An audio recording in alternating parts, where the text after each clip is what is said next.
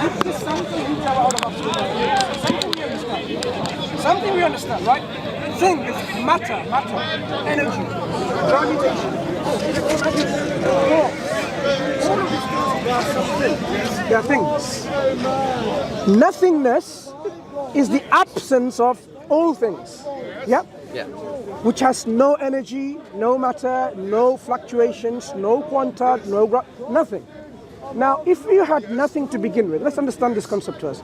Nothing to begin with, which doesn't have any energy. We know everything requires energy. Can this nothingness, which is the absence of everything, make something? Well, yeah. Brought about something? Okay, Bring about so something? let's say no. Yeah. Why do you say let's say no? Well, let's say no for now. So No. We can't say let's say. We have to give reasons. Intellectual reasons, scientific or philosophical. So if there is something that created, then what created that? What created? No, you're jumping. Let's understand the concept of something and nothing. We don't know. No, something and nothing. There was nothing, then there was something. We don't know how. We don't know how. Before we go, say we don't Maybe and there we was don't. never nothing. Ah, good. Do you know why you say that? Because you know very well, nothingness as an agent cannot bring about anything. Because there is nothing that we see. Well, Excuse my pun. I wouldn't say that we know that nothing can Have do you something. seen anything coming from absolute I haven't nothingness? seen anything. I haven't but seen- I'm well, not I saying didn't it's Have you I don't observed claim to anything? know everything. Right. So scientifically, we haven't observed anything that comes from absolute nothingness.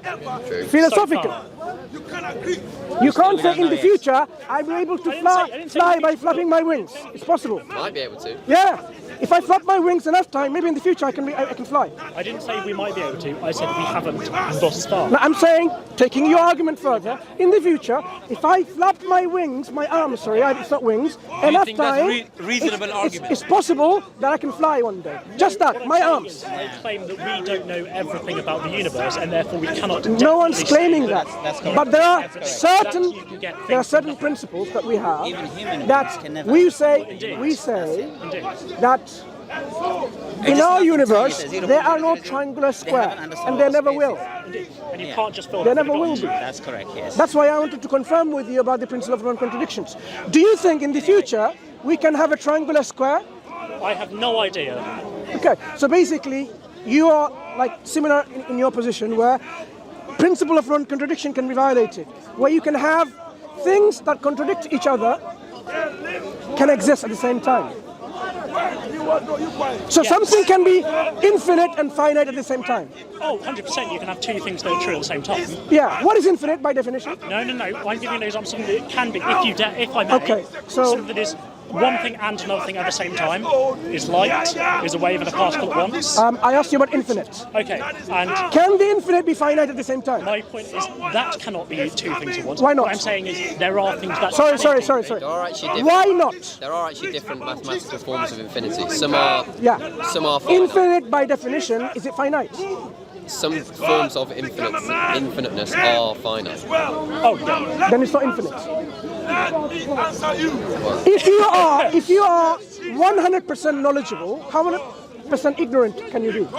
So you're taking me a bit on a wild goose chase. No, Your original it's not question. goose chase. Your I'm sorry, original question I was apologize. nothingness to I apologize. somethingness. No. And now we're on. We are, because this gentleman raised this Sorry, my question. apologies. When we talk about things diametrically opposed, for example, when we say 100% knowledgeable, by definition, how much percent ignorance? If you are 100% knowledgeable in something, how many percent ignorant are you? I would say 100%. No. If you think you're 100% knowledgeable, you're 100% ignorant. Perhaps. If you are 100% knowledgeable in something, then by definition, what you have left of your ignorance on that thing is 0%. Well, that's really knowledge is what is one or the other. That's if you. say If it's we on a cannot scale, go on a past linear this, scale. then of course there's no point discussing the higher levels of philosophy and science and logic and reason.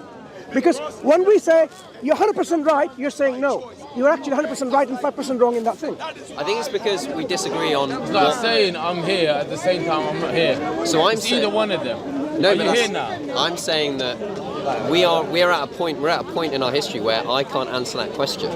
I don't think we actually know enough to say, for you to stand there and confidently say with 100% certainty that you can have 100% knowledge on something. I don't think we can ever have 100% knowledge on something. So you're saying 100% knowledge, 0% ignorance, but I don't think we can reach that point. Let me ask you so one it doesn't question. make sense.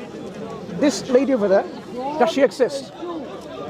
Oh, it depends on... I know it feels like I'm just not agreeing with anything you're saying. No, you can disagree. Well, let's go with it. Let's say, yeah, she exists. Let's say she Are you exists. 100% certain? No, I'm not. How many percent certain are you? God knows. 95% certain. And what is the 5% uncertainty? Well, because I don't fully... Yeah, I could be in some machine, I don't know. Could not be real. Everything could not do be you real. truly really believe you're in a machine? What? Do you truly really believe you're in your dreams or in a machine? No. Right. So that excuse is removed. So give me another excuse. Why is this 5% uncertainty that she exists? Because like as someone that studies science... Can you not record the lady over here? as, He's only 95% certain that you exist. So I'm just trying to find out why the 5% uncertainty. I think no one can be 100% certain that anything exists. Yes. Now that statement, no one can be. Are you certain about that statement? Yes, because it's a caveat. It doesn't have 100%. You said no one can be certain about anything 100%. Yeah. That statement is doubtful, right? Yeah. Yeah. So I can get rid of that statement. It's a doubtful statement. I don't want. No, but that's like the statement of No. this statement is a lie. No. Like this is No. As you said, I can disregard your statement because it's not certain. You bring an evidence for something like a statement you did, which itself is not an evidence because it's a doubtful statement. It's not something that's certain. No, it's because It's not certain. in science we never say things with certainty. Right. We say So- things with or because everything has a caveat. Because So we never know. can you give me another reason, the 5% uncertainty that she exists? No, but if I give a reason, you'll say, well, you're uncertain No. about the statement. You're a reasonable person. I hope so. So using your reason, what is the 5% doubt that she doesn't exist? You're only 95% certain. Because the only thing that's telling me she does exist are my senses, Yeah. right? So and my understanding. So there's a very likelihood that my senses could be deceiving me. So you truly believe your senses are deceiving you to think that she exists? I'm saying it's unlikely, but I'm saying it could, whatever. Yeah. Maybe, you're saying if you're 100% certain. No, I'm not. And I think if you say you're 100% certain that I exist, I think you're doubting. You should have doubt. Can I dispel my doubt? Say I'm 95% certain and 5% doubtful.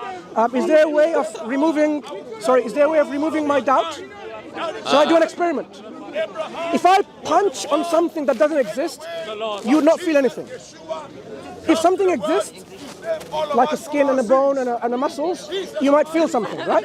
Yeah. Yeah. So should we do that experiment with your consent? No, let's not. Why not? Because If you don't no. Yeah, I know. I see what you're saying. If you are not existent, you will not feel anything. Okay, let's move on. Let's move. So what No, are there's you no doing? point moving on unless we are really honest and sincere and reasonable with our own self. One of the reasons that we have obstacles is because when we confront the reality, that we see that reality hits us hard, and we don't want to accept that reality, and we demonstrate to ourselves some excuses of uncertainty. So nothingness, let's return back to the question, right? There's no point demonstrating. You and I know it's going to hurt.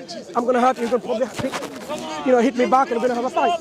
We don't want that, even with the consent. I've never done that to anyone. I've pushed someone in the past with their consent, of course, and and then he was, I think he got confirmed that he existed. But anyway, I'm not going to do that too, don't worry. Nothingness is the absence of energy. To do things, actions in science, you need energy. Without energy, you can't do anything. So if nothingness was the beginning state of our existence, there won't be anything. There will not be any something at all. So by our understanding of what something is, there cannot be, and you're right, there could not have been a time in the past where there was absolute nothingness. So it's out of the question. Nothingness never existed. There was always, and there has to be always something. We believe that something that always existed is the creator, our originator. Let's not call him God, originator of everything, who always existed, because something has to always exist. That is not difficult to comprehend if you think about it, because the other option is, at one point there was absolute nothingness. So we've got this idea that there's nothingness and then there's something, but there's a gap where we don't know where we got from nothing to something. And I'm saying religion has just filled that gap with something that we made up. We don't know for certain that what that is that was there. Maybe there is a creator, maybe there isn't. Maybe there's something that we can't comprehend that's in between those two things. But we've just filled it with an idea that we've all got behind. And I don't think that that's something that we could put enough trust into. Yeah. Before we say creator and God, at least we can affirm that something existed always, has to exist. And then we ask, what is that something? But we're looking through it from human eyes, aren't we? We are only human. Humans can't comprehend nothingness because we're humans, right? I don't know. There must be. Perhaps there is a way. Nothingness ever brings something about in our real world? What? From nothing? Yeah. No, never. But there are some theories about quarks appearing out of nothingness. They don't appear from nothingness. They just transform from one state to the other. Well, yeah. There are always energy fields. Yeah. Yep. So there was not, even in the scientific understanding of things, like Professor Lawrence Krauss has written books about it. We're working on it. We'll figure it out. No, we are not going to figure out where nothingness can make something. Because by definition, nothingness is the absence of anything. Let's say science in 1,000 years proves and we make something from nothing. Is there a place for God there? Is there a place for God? What's your definition of nothingness? Nothing. Yeah. Nothing. The absence of everything. Everything. So, and let's say we then create something. Is there a place for God then?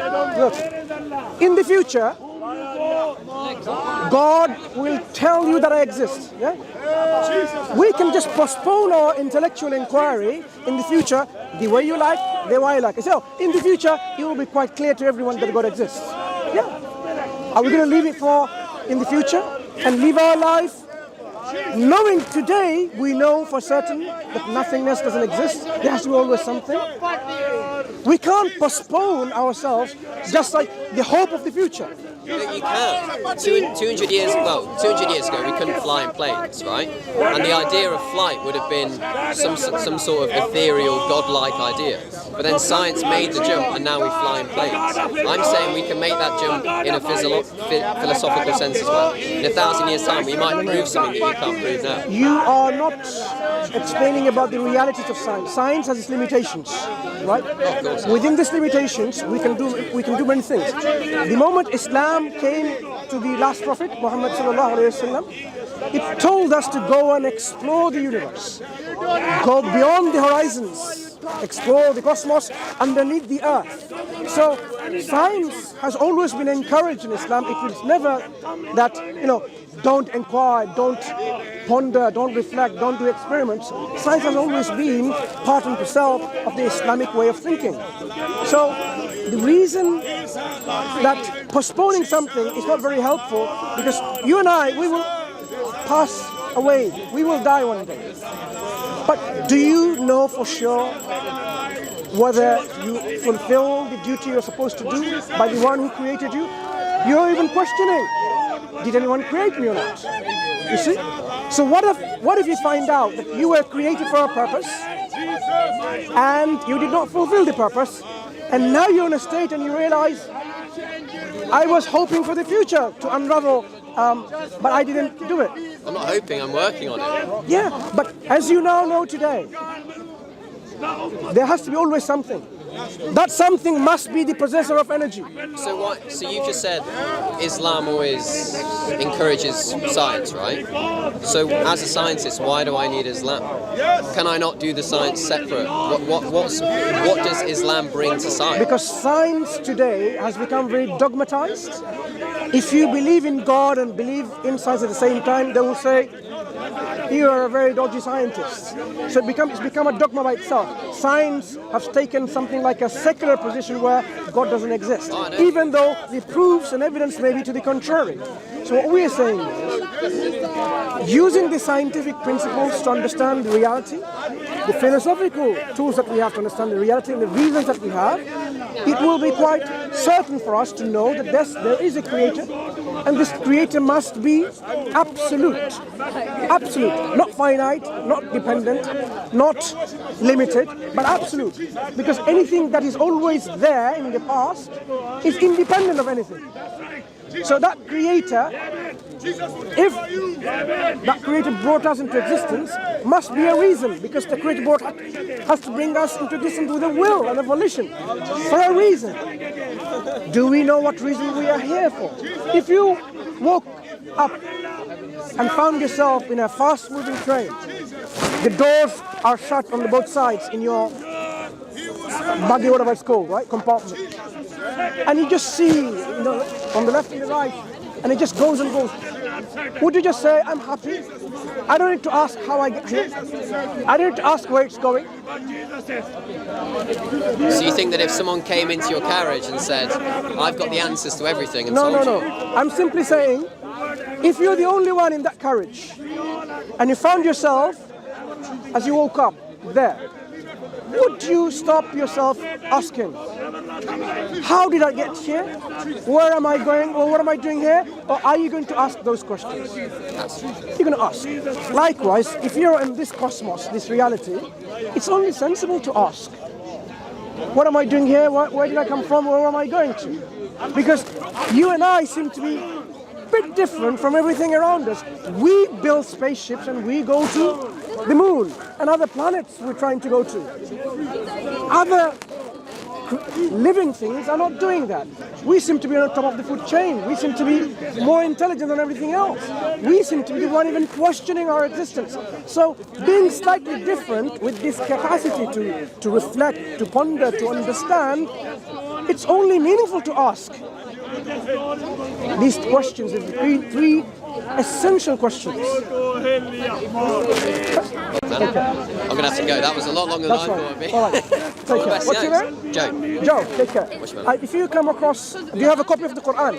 I do, yeah. Yeah, read, reflect, question. I think it's a good thing. And you should do the same. Yeah, of course. We have to question. Thank you. Assalamu alaikum, brothers and sisters. Hope this video was helpful for you. This may help others too, so please consider sharing, and we will bring more videos in the future, inshallah. So consider subscribing and you won't miss any. Jazakallahu khairan.